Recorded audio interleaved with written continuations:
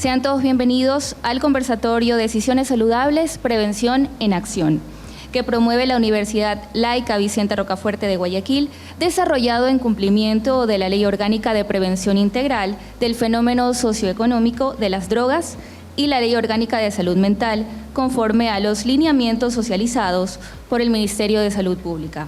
Este conversatorio se desarrolla con el propósito de fortalecer la prevención del consumo de sustancias psicoactivas, promover el cuidado de la salud mental y fomentar factores protectores en la comunidad universitaria.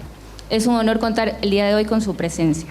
Para dar inicio a este acto, invitamos a la magíster Ingrid Mera Macías, directora del Departamento de Bienestar Universitario, para que nos brinde las palabras de bienvenida.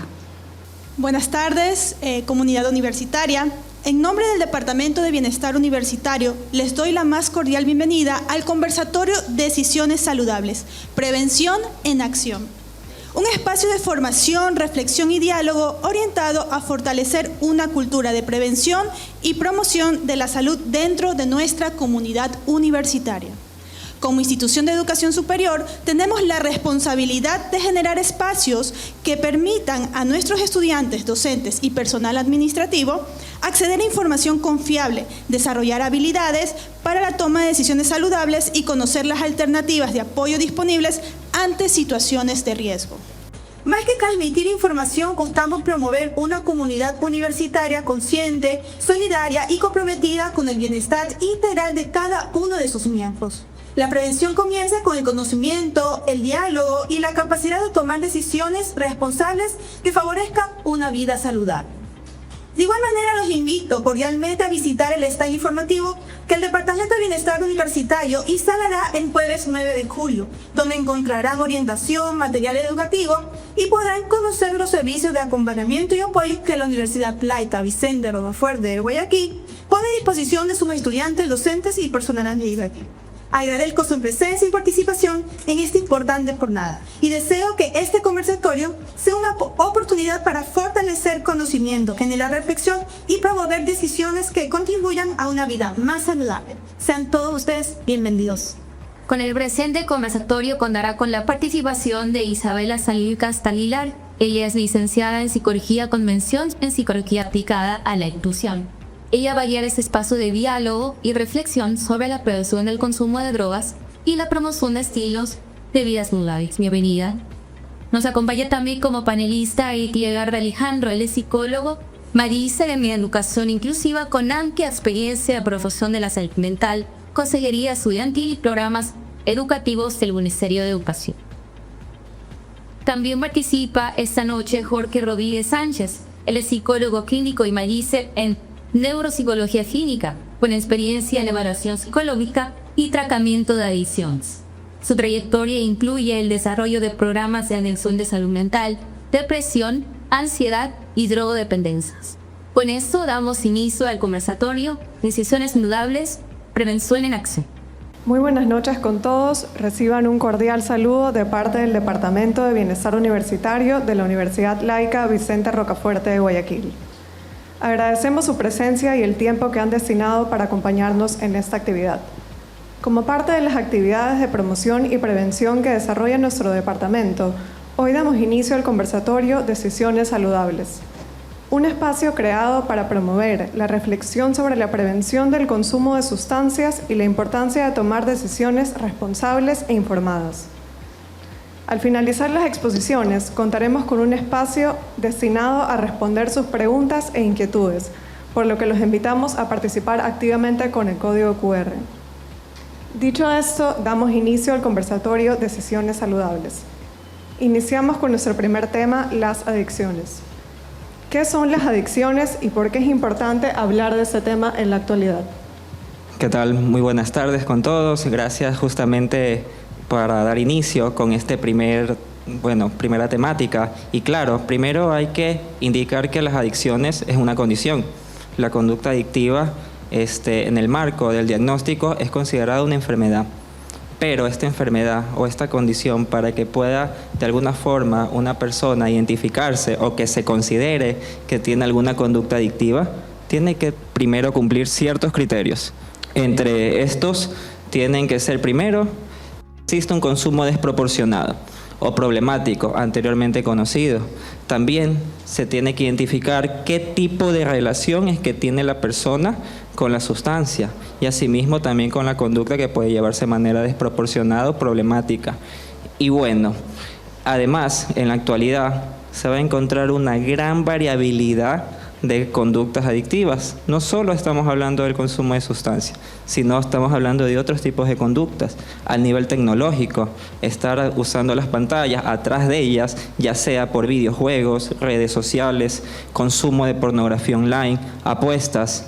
Estas conductas se van a referir, más que nada, van a comprender y van a abordarse como una adicción. Primero, si existe este indicador muy importante, que tiene que existir un consumo problemático. ¿Ya? En la actualidad se conoce como un consumo desproporcionado, ya que hay una desproporción en cuanto a esta conducta y claro en el consumo.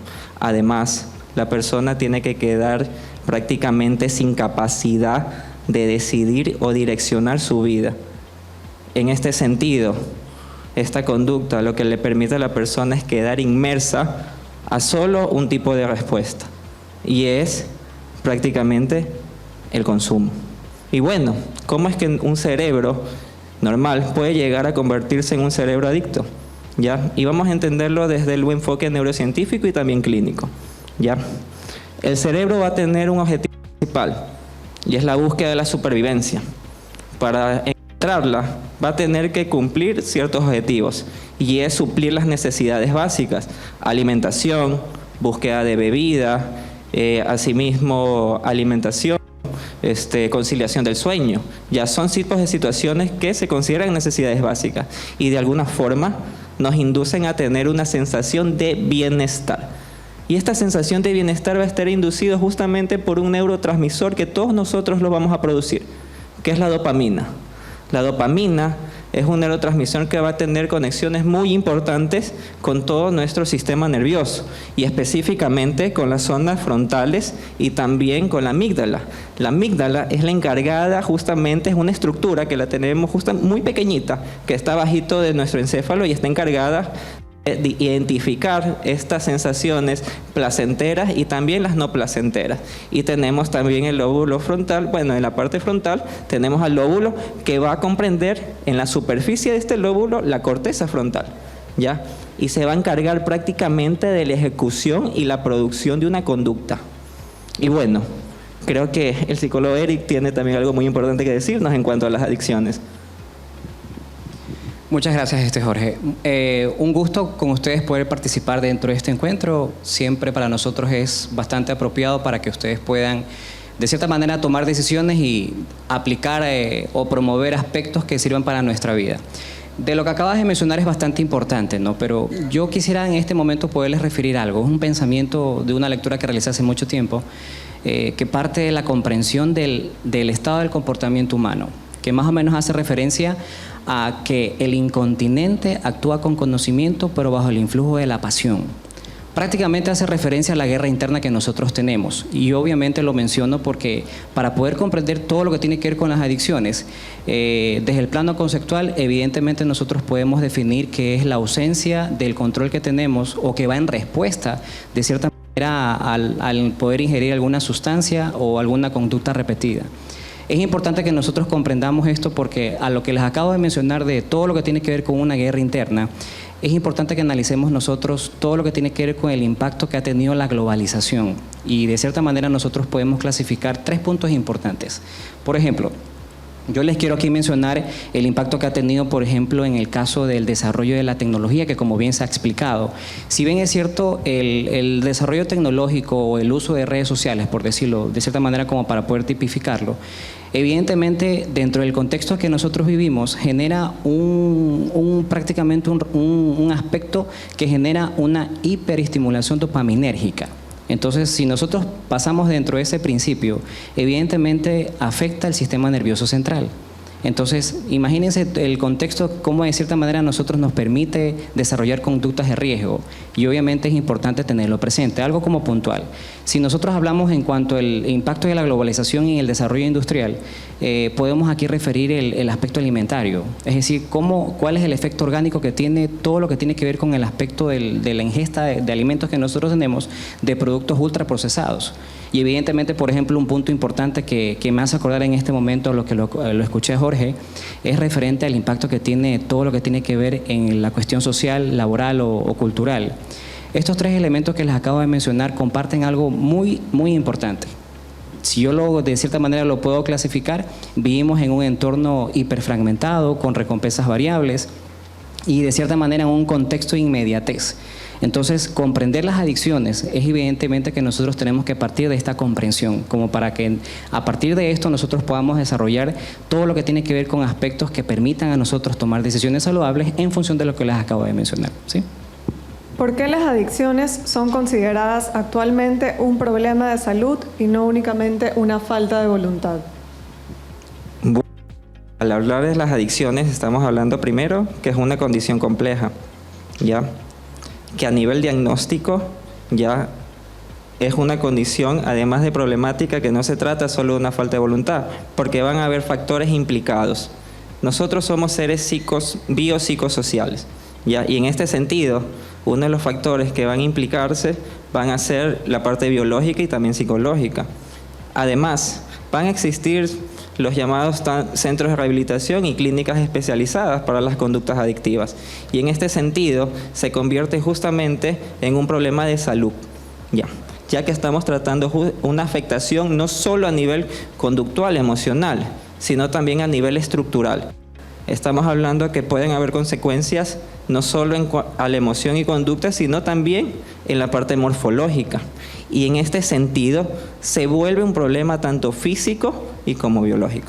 Por eso se considera también un problema de salud, no necesariamente solo un problema en un hogar, en un contexto definido, sino que en sí es una condición con un diagnóstico también determinado. Sabes que ahora que mencionamos el término salud, ¿no? Si partimos desde la comprensión de que la Organización Mundial de la Salud clasifica las adicciones como una enfermedad crónica, evidentemente es porque tiene una respuesta orgánica. Entonces, partiendo de esa explicación, evidentemente tiene un origen físico y de cierta manera como psicoemocional, que evidentemente ahora con los estudios que han desarrollado podemos mencionar que es una cuestión afectiva, cognitiva, volitiva. ¿Por qué se menciona que es una enfermedad crónica, no? Como ya lo hemos explicado, o también lo mencionó Jorge en este momento, al alterar el sistema nervioso central, obviamente, todo lo que tiene que ver con el aspecto de los circuitos cerebrales, ¿no? Ahora la neurociencia lo explica desde la interrelación de factores psicológicos, biológicos y contextuales. Evidentemente, al momento que genera una situación que descompensa el organismo, por ejemplo, puedo mencionar tres aspectos importantes en este momento. Por ejemplo, se me viene a la mente en este momento todo lo que tiene que ver con el circuito de recompensa, ya que evidentemente nosotros nos podemos clasificar como mesolímbico, es decir, va a alterar todo lo que tiene que ver con el placer y el deseo, toda conducta placentera. Si yo vengo y digo el circuito de registro de estímulos, la memoria, entonces eso quiere decir que la percepción que yo voy a tener de alguna situación va a verse alterada. Entonces, al tener un efecto orgánico, obviamente al clasificarse como una situación de salud tiene una complicación. Y por ejemplo, en el último punto, todo lo que tiene que ver con un circuito ejecutor. Eso quiere decir que si yo, por ejemplo, presento alguna cuestión de adicción, al momento de tomar decisiones o gestionarme o controlarme, evidentemente va a generar una complicación. Entonces, partiendo de esta comprensión y obviamente al alterar este sistema nervioso central y el efecto que tiene dentro del sistema de recompensas, obviamente va a alterar al final las funciones ejecutivas, planificación, flexibilidad y otros elementos importantes que prácticamente rigen nuestro comportamiento. Muchas gracias por esta primera exposición. Continuamos con nuestro segundo tema, los tipos de adicciones. ¿Cuáles son los principales tipos de adicciones que existen en la actualidad? Sabes que me parece un tema bastante importante. Antes de hablar del tema de los tipos de adicciones, yo considero algo que es importante que nosotros evaluemos. Antes de hablar de la clasificación de las sustancias, ingesta de sustancias y el aspecto comportamental, vamos a hablar de los niveles de adicciones. Y obviamente aquí es importante que nosotros reflexionemos. Por ejemplo, clasificando, experimentación. Por ejemplo, ¿quién de nosotros en algún momento importante, por ejemplo, alguna fiesta, celebrar un cumpleaños, si a la final recibió un premio o un reconocimiento, termina el día y a la final yo vengo y hago? Entonces, si yo clasifico estos momentos, aquí viene la reflexión que yo vengo y digo y se las quiero compartir. Si yo hablo de consumo, a la final el consumo es adicción, pero la adicción es un consumo problemático. Entonces, por eso es importante que nosotros definamos todo lo que tiene que ver con los niveles. Entonces, ahí viene la experimentación, el uso, el abuso, la dependencia. Entonces, a partir de la comprensión, por ejemplo, de que si yo lo hago de forma frecuente, es decir, de una forma social, y yo vengo y digo, ya lo vuelvo recurrente, que es decir, ya no es casual, sino que lo hago de forma diaria, y después esa forma diaria genera una repercusión orgánica y genera un compromiso orgánico, ahí viene una descompensación. Entonces, si hablamos de los tipos de adicciones, es importante que nosotros comprendamos los niveles, que evidentemente, de cierta manera, conductas de riesgos, al final de cuentas, casi todos los tenemos, sino que dentro de la repetición, o yo altero o refuerzo el comportamiento. Entonces, a partir de esta comprensión, podemos hablar de todo lo que tiene que ver con el aspecto químico, drogas legales, ilegales. Si yo vengo y hablo, por ejemplo, del aspecto comportamental, evidentemente toda conducta de riesgo, el trabajo, las relaciones sociales, el aspecto de los aspectos emocionales, el aspecto de la intimidad. Entonces, evidentemente, dentro de la repetición, o refuerza o altera el comportamiento. Y claro que sí, Eric. De alguna forma, las adicciones se van a dividir o se van a tipificar en estos tipos de adicciones, ya sean conductuales o por ingestas de sustancias ilícitas, lícitas y bueno, también químicas. Y me voy a quedar justamente en el consumo de sustancias, porque a diferencia con otros tipos de conductas adictivas, el consumo de sustancias va a tener justamente una consecuencia más adversa.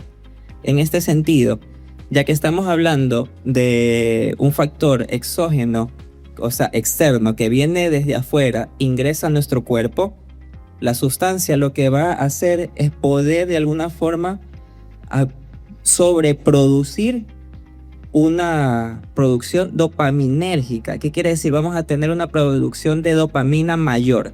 Y al momento de tener una producción de dopamina mucho mayor, nos va a inducir también, claro, a la sensación de bienestar. Quedándonos que es una sustancia, tiene la problemática que esta sensación de bienestar puede ser más prolongada y a su vez también durar más tiempo. Y aquí es cuando llega el verdadero problema y es, de alguna forma ya viene la característica de la tolerancia. Ya que si esta conducta se repite, se reitera, nuestro cerebrito lo que va a hacer es aprender que necesita de lo externo para conseguir el bienestar. Y esto va justamente a afectar a todos estos sistemas que el psicólogo Eric nos dijo, que son el sistema justo de recompensa y el sistema ejecutivo. El sistema de recompensa es el que va a ver si de alguna forma esta sustancia del exterior me va a beneficiar. Y claro, el cerebro va a entender que me va a tratar de alguna forma me va a hacer sentir bien, pero también va a afectar este sistema. Y va a afectar también al sistema ejecutivo. El sistema ejecutivo es todo el sistema que controla cómo nosotros nos comportamos o la última respuesta de nuestra conducta. En el sistema ejecutivo va a haber una deficiencia en la respuesta, ya que nos vamos a quedar inmersos en solo una, que es la del consumo, y el sistema de recompensa va a tener la característica en el cerebro adicto que va a activarse, pero de manera hiperactiva.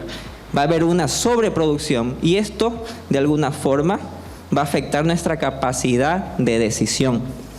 ¿Por qué va a afectar nuestra capacidad de decisión? Porque la persona va a, de alguna forma, al saber tanto consecuencias, ya sean negativas, que es lo que me trae el consumo, va a minimizar los riesgos y se va a quedar justamente con esta sola respuesta, que es el consumo reiterado, porque es el único aprendizaje que pudo de alguna forma entender el cerebro y solo seleccionar o elegir solo esa conducta, ya sea para manera de regulador, para suplir algún tipo de malestar. Ya no hay un tipo de comprensión o un análisis o procesamiento de información, sino que se va a quedar la persona con un problema o con una condición de adicción inmersa a un consumo y en este caso desproporcionado. Agradecemos por la información. Ahora damos paso a nuestro tercer tema, efectos del consumo. ¿Cuáles son los principales efectos del consumo de sustancias? Sí, va a tener efectos, claro que sí, adversos. Y en este sentido, uno de los principales efectos en el consumo o consecuencias en el consumo van a ser, en este caso, no solo a nivel conductual, a nivel emocional, sino van a afectar a una zona que es muy difícil para todos si no existen imágenes o neuroimágenes, y es la parte estructural. Nuestro cerebro va a estar afectado. Si estamos hablando del sistema nervioso, vamos a tener una zona que se trata de la materia gris. ¿Y qué es la materia gris? La materia gris es prácticamente donde se guardan todas las neuronas. Y eso lo que va a envolver es todo nuestro cerebro y prácticamente la parte de la corteza. La corteza es toda la superficie cerebral que tenemos. Ya, este es mi puño. La corteza va a ser todo esto que voy a tocar con mis nudillos. ¿Ya? Esto va a tener una reducción. Y cuando hablo de reducción, hablo de atrofia. Va a haber una reducción muy significativa en el consumo de sustancias. Va a haber una reducción de hasta el 20% de nuestra materia gris. Va a haber una disminución neuronal. Y cuando hay una disminución neuronal, hay menos conexiones. Y cuando tenemos menos conexiones, tenemos menos capacidad de decisión, porque la información se va a demorar y se va a procesar de manera más lenta.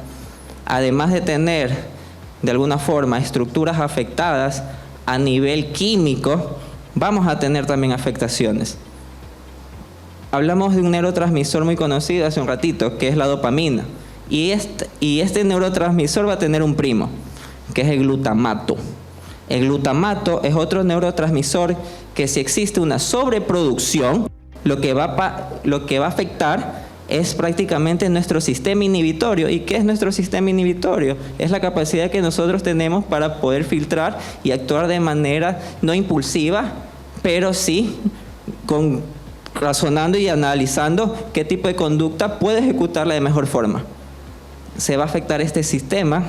Además, va a haber, nuestra capacidad de decisión va a ser muy limitada. Las posibilidades que vamos a tener se van a reducir. Ya no vamos a tener un procesamiento o un análisis, sino que vamos a quedar aprendiendo. Y además, la producción dopaminérgica que antes nosotros podemos producirla, porque la dopamina la producimos nosotros, la produce nuestro cuerpo, ¿ya? La produce nuestro sistema nervioso precisamente. Pero si no producimos dopamina, la búsqueda de nuestro cerebro, de todo nuestro sistema, va a ser la búsqueda del placer. Y la búsqueda del placer viene de la búsqueda del bienestar, porque se va a ver una irrupción en cuanto a que prefiero una sensación que me traduzca un bienestar o me haga sentir bien, pero no voy a considerar que de alguna forma esta conducta puede tener consecuencias a este nivel. Y bueno, voy a darle paso al psicólogo Eric para que siga continuando con este tema. Muchas gracias. Sabes que ahora que mencionas es bastante interesante toda la investigación que ha hecho el tema de la neurociencia y la comprensión que se tiene sobre el cerebro, ¿no? Entonces, si hablamos los efectos del consumo, ¿no? A nivel cerebral, me hiciste acordar de algo bastante importante, ¿no? No para confundirnos un poquito. En los estudios de neuroimagen hay un proceso que se realiza que es la tomografía por emisión de positrones, donde, por ejemplo, en este momento no podemos visualizarlo, pero imaginémonos que dentro del cerebro, los hemisferios, uno tiene una mayor iluminación que el otro. Cuando dentro del efecto dopaminérgico, al momento que, por ejemplo, existe una sobreestimulación, obviamente los receptores, obviamente, de la dopamina se van incrementando. Entonces, la respuesta, de cierta manera, con el cerebro es, de cierta manera, como que dirigir eso, de cierta manera aplacarlo, para que al momento de yo sentir placer, obviamente no genere una descompensación a nivel orgánico. Entonces, evidentemente, si existe una complicación por adicciones, va a existir una situación a nivel cerebral. Entonces, es importante que lo tengamos en cuenta. Ahora, si yo hablo de manera general, obviamente, pasando un poquito de lo complejo, si hablo desde el aspecto al momento de ingerir sustancias, lo básico, ¿no? Vamos a hablar del efecto de consumo, que es depresor, es alucinógeno o es estimulante.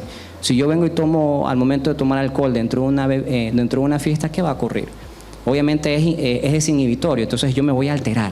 Entonces, de cierta manera, de manera general, es como que altera el sistema nervioso central, de cierta manera como que lo aplaca y altera la percepción que yo tengo. Entonces, partiendo de ese momento.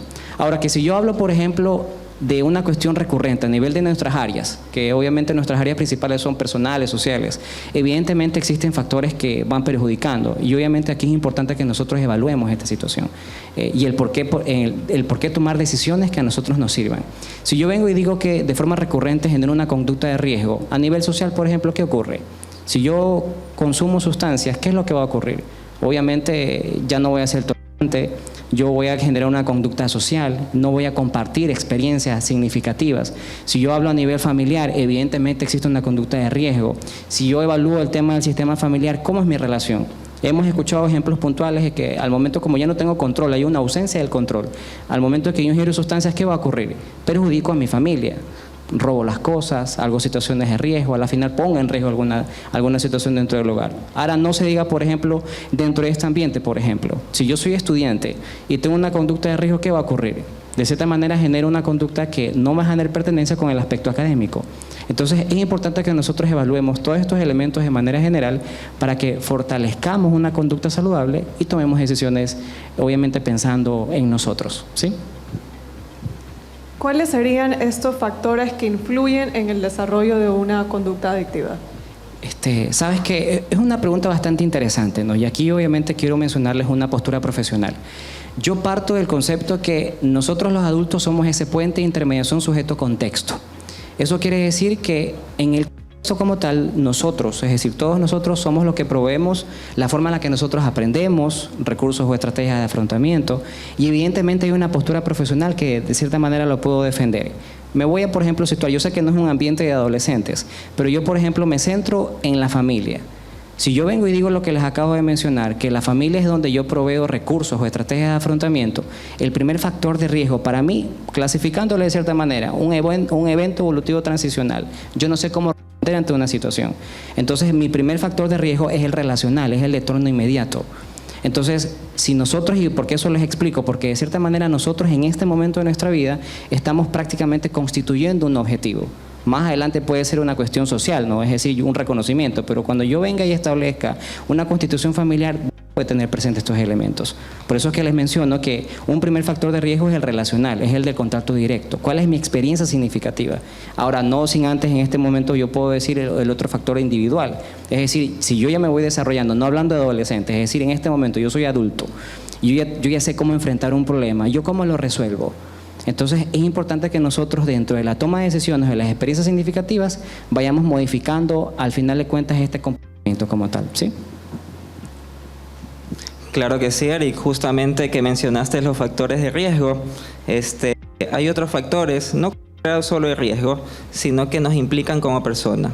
Y de alguna forma también a nivel psicológico, y me voy a quedar con lo biológico, porque también al tener quizás, y bueno, muchas veces preguntar en la familia de donde vengo, ver antecedentes familiares, podemos encontrarnos también con familiares que pudieran haber tenido también una condición de adicción. Y también el factor genético va a implicar. El factor psicológico, a nivel emocional, si tenemos de alguna forma sentimientos de tristeza, niveles de ansiedad, van a ser factores que implican también a una conducta. También lo social. De alguna forma el factor social, y bueno, como Ecuador está ubicado y es precisamente Guayaquil, gráficamente estamos en una zona que problemáticamente se ha elevado el consumo según los estudios. Y asimismo ha aumentado los casos de adicciones. Y justo también es un factor muy determinante porque a nivel social muchos tenemos compañeros, tenemos amigos, tenemos hermanos, colegas, y esto puede influir de alguna forma un consumo. El contexto influye también un tipo de consumo. Si tenemos un lugar donde minimizan las consecuencias de tener un consumo desproporcionado, se convierte en un factor de riesgo. Si tenemos sensaciones de malestar, tanto emocional, conductual, se vuelve un factor de riesgo. Y asimismo, si preguntamos si tenemos familiares que hayan tenido algún tipo de conductas que están de la mano a la adicción, se convierte también en un factor de riesgo. Muchas gracias por sus aportes. Para concluir, abordaremos nuestro cuarto tema: ¿cómo intervenir? ¿Cuándo es recomendable buscar ayuda profesional? Bueno, es muy importante justamente la búsqueda, porque a veces en la búsqueda no sabemos a quién acudir. Y en este sentido, tenemos que prestar atención a todos los indicadores. Bueno, aquí se han mencionado algunos, pero también cómo de alguna forma las personas pueden tener también un cambio tanto en lo emocional y lo conductual. Así que prestémosle atención y mucha atención a lo que sentimos, cómo nos comportamos y cómo lo hacemos, porque estos nos van a permitir identificar si podremos tener un tipo de conducta problemática. Y bueno, en cuanto a la adicción y más que nada en el consumo de sustancias, tenemos que entender que hay dos indicadores claves para saber si es que podemos tener un consumo problemático. Es la cantidad del consumo y la frecuencia. Si nosotros identificamos que tenemos un consumo desproporcionado, no solo un día a la semana, sino son todos los días de la semana o son todos los días de la semana y también reiteradamente en el día, estamos hablando de un consumo problemático. Y es de aquí cuando de alguna forma podemos identificar esta conducta y si la identificamos, acudir a la ayuda profesional. De alguna forma, en la actualidad se está fomentando mucho justamente lo que tiene que ver la prevención de conductas adictivas. Y existen muchos especialistas y especialistas justamente de la salud mental que pueden intervenir esta problemática. ¿Sabes? El cuándo acudir a un profesional creo yo que es algo bastante complejo de poderlo determinar. El cuándo tenemos un problema como tal. Y ahí viene, voy a repetir en este caso lo que dijo Jorge, de cierta manera. Si yo, por ejemplo, de lo que les expliqué referente al tema del consumo, no, hablando de alcohol, por decirlo, si yo vengo y digo duración, frecuencia e intensidad, dentro de la experimentación obviamente se vuelve recurrente y yo ya no puedo estar bien si no lo hago. Es como, por ejemplo, cuando alguien escucha, lo que pasa es que yo tomo una decisión es porque es lo único que me alivia. Entonces, ahí yo ya voy identificando una conducta de riesgo. Recuerden lo que se les... Si yo hablo de la adicción, es una conducta compulsiva. La ausencia del control al momento de que yo ingiero una sustancia o una conducta repetitiva. Entonces, tengamos presente que para poder determinar una conducta de riesgo, para poder acudir a un profesional, es duración, frecuencia e intensidad. Es importante que nosotros aquí distingamos algo relevante, ¿verdad? Si yo acudo a un profesional es para poder estimar los recursos que nosotros, al momento de abordar a una persona que presenta una conducta de riesgo. Y evidentemente es importante que distingamos dos puntos importantes acá. Todo lo que tiene que ver con un recurso intraepisódico y un aspecto preventivo. El intraepisódico obviamente es cuando ya existe una situación de riesgo y toda esa gama de recursos que nosotros podemos aplicar, obviamente la especialización o las estrategias que cada uno aplique al momento de determinar un problema es bastante importante. Y obviamente la prevención, todos los factores que las acabamos de mencionar, familia, sociedad, amigos, decisiones, obviamente construcción de una decisión saludable como lo que estamos hablando en este momento, que sirvan obviamente a nosotros para poder evaluar y obviamente se cumpla un aspecto importante dentro de este momento. Nosotros vamos a ser los escultores de nuestro propio cerebro y eso quiere decir que la motivación al cambio va a partir de nosotros para poder determinar si existe un problema y poder recuperarnos de una situación de riesgo. ¿Qué papel desempeñan la familia, los amigos y el entorno durante el proceso de y recuperación de una persona con una adicción? Sabes que justamente hace un momento expliqué la relevancia del tema de la familia. A pesar de que existe mucho tiempo de investigación dentro del hogar y obviamente nosotros, obviamente las generaciones, las anteriores, incluso las definiciones que ahora se dan, sí se habrán dado cuenta que el término familia ha cambiado, la constitución. Obviamente no entrando en un debate si es papá o mamá o cualquier otra apreciación que uno tenga. Vamos a la función que tiene la familia, es decir, los recursos que yo voy a proveer. Entonces, evidentemente, ocupa un lugar relevante porque vamos a estructurar y obviamente va a mejorar qué cosa, por ejemplo, el desarrollo sano de nuestras propias habilidades interpersonales, cómo yo me relaciono con otros, mis habilidades intrapersonales, cómo llevo un proceso de autoevaluación y de cierta manera cómo estos elementos fortalecen mi toma de decisión. Como por ejemplo, ¿de qué manera va a implicar el tema de que mi familia, obviamente con los valores y otros recursos que podamos haber enseñado o aplicado, al momento de que yo esté con alguien que a la final tenga una conducta de riesgo, yo lo voy a replicar? Ya viene algo importante, mi propio autoconocimiento, mi autoconcepto. Entonces sí se habrán dado cuenta que al momento de hablar del hogar, al momento de hablar de la familia, se cumple lo que le dije hace un momento. Somos ese puente de intermediación entre sujeto y contexto. Y obviamente es importante que nosotros, donde prácticamente en este momento vamos a poder desarrollar un aspecto favorable, promovamos una conducta obviamente equilibrada, ¿sí?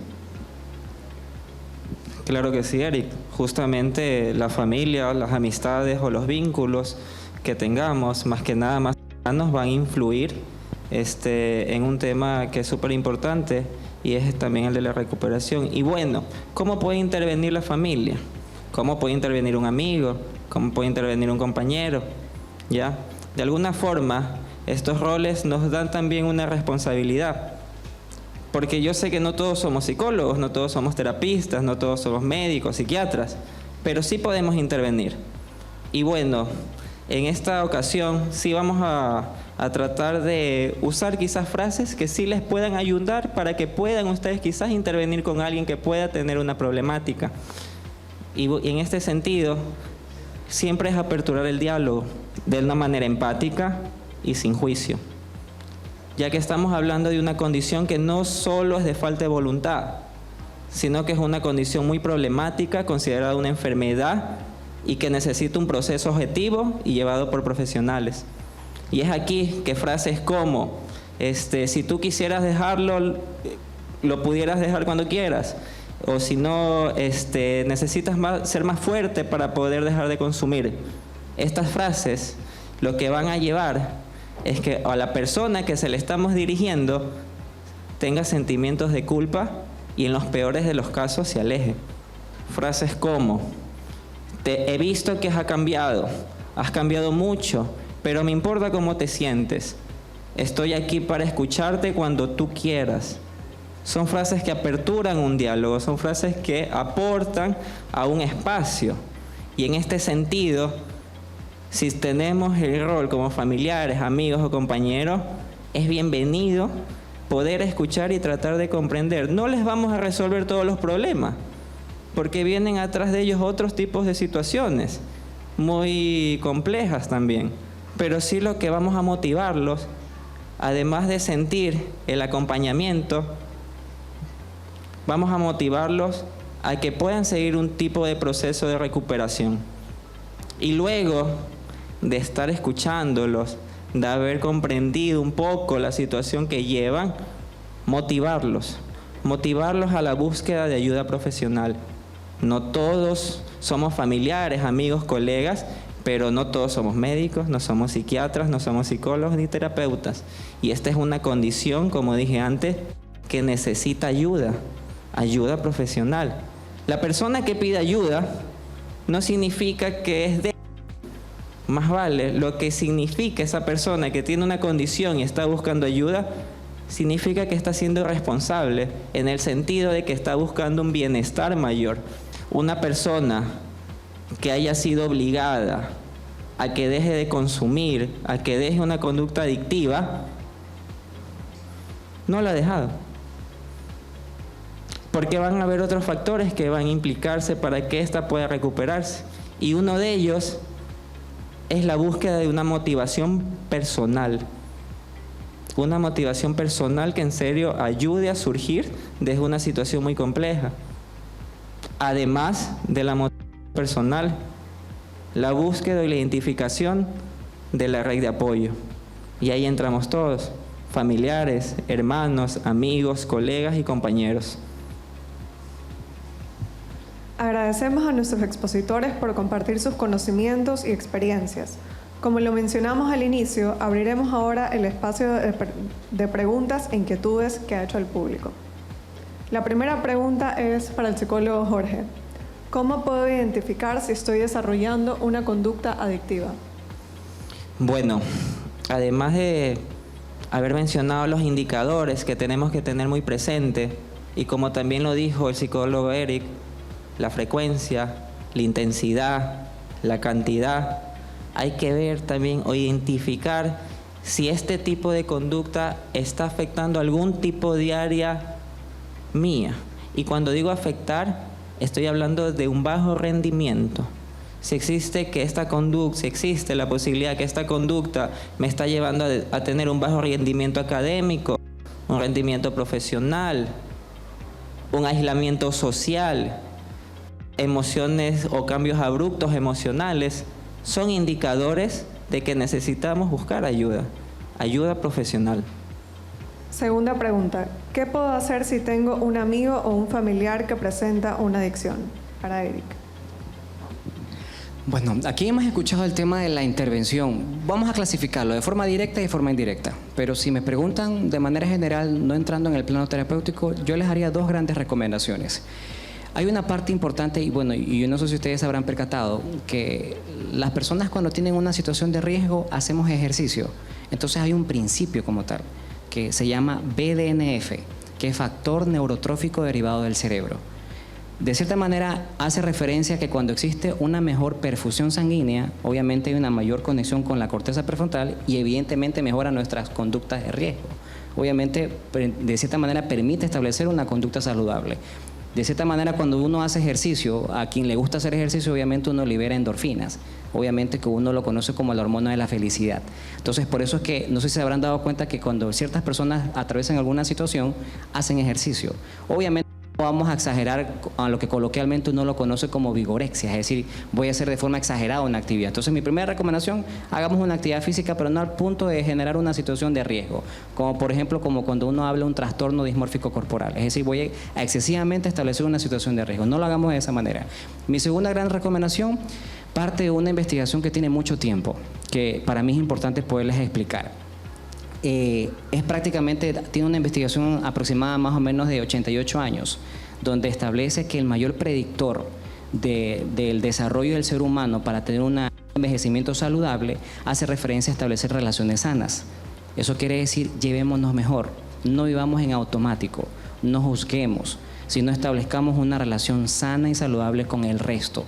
Y obviamente cuando uno mejora la convivencia, ¿cómo uno se siente, por ejemplo, cuando yo me llevo bien con mi familia? Es como, por ejemplo, cuando peleo con mi mamá, cuando peleo con mi pareja. ¿Cómo uno se siente? ¿Cómo uno somatiza el problema? Entonces, es importante que dentro de este proceso nosotros ayudemos a nuestro organismo a liberar prácticamente oxitocina.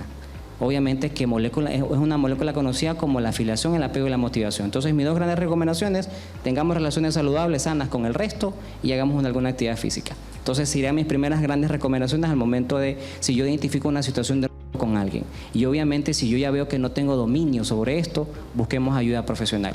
Recuerden que en el plano profesional, al establecer una ayuda, podemos hacer nosotros un encuadre clínico y establecer que la motivación no es estática, sino que de cierta manera es dinámica. Y eso quiere decir lo que se los mencionó a lo largo de todo este trabajo. Nosotros podemos ser escultores y obviamente motivadores para poder establecer una conducta saludable con nosotros. Y obviamente se da como efecto dentro de nuestro contexto. Última pregunta, ¿realmente una adicción tiene cura?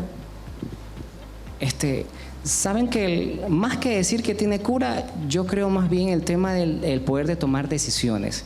Y obviamente a partir de eso poder establecer una motivación al cambio. Entonces, con todo lo que nosotros le hemos mencionado, es evidentemente que nosotros tenemos que aprender a identificar qué cosas estamos haciendo bien, qué cosas estamos haciendo mal. Entonces, para poder hablar de una cura, obviamente es poder determinar todos estos factores que a lo largo de esta reunión, que evidentemente son de un gran aporte para poder tomar decisiones saludables, parten de ese criterio y establecer un análisis. Y obviamente poder detectar qué situación va a favorecer, tomar decisiones con nosotros mismos, y viene una parte importante, cómo el pensamiento afecta al sentimiento y el sentimiento a la toma de decisión. Y obviamente eso es un control. Entonces, para hablar de si tiene cura, es importante que primero nosotros hablemos es cómo nos vamos a motivar y a partir de eso cómo vamos a generar un cambio significativo en el ser humano. Bueno, hemos llegado al cierre de este conversatorio. Como reflexión final, quisiera destacar que las decisiones saludables van mucho más allá de evitar el consumo de sustancias. Cada decisión que tomamos tiene un impacto en nuestro bienestar físico, emocional y mental. Comprender que las adicciones producen cambios reales en el funcionamiento del cerebro nos permite reconocer que la prevención no depende únicamente de la fuerza de voluntad. También requiere educación, autocuidado, redes de apoyo familiar y social, así como el desarrollo de hábitos que fortalezcan nuestra capacidad para tomar decisiones responsables. Promover estilos de vida saludables, buscar ayuda profesional cuando sea necesario y generar espacios de información y diálogo como el que hoy hemos compartido son acciones fundamentales para prevenir las adicciones y contribuir a una mejor calidad de vida. Agradecemos a nuestros expositores por compartir sus conocimientos y a cada uno de ustedes por su participación, atención e interés en este importante espacio de aprendizaje y reflexión. Muchas gracias por acompañarnos. Esperamos que este conversatorio les haya brindado conocimientos que contribuyan a la toma de decisiones saludables, al cuidado de su salud mental y al fortalecimiento de su desarrollo personal. Como universidad, continuaremos promoviendo estos espacios de diálogo que impulsen una formación integral, porque creemos que las decisiones que toman hoy son fundamentales para construir el futuro personal y profesional que desean alcanzar. Muy buenas noches y gracias por acompañarnos.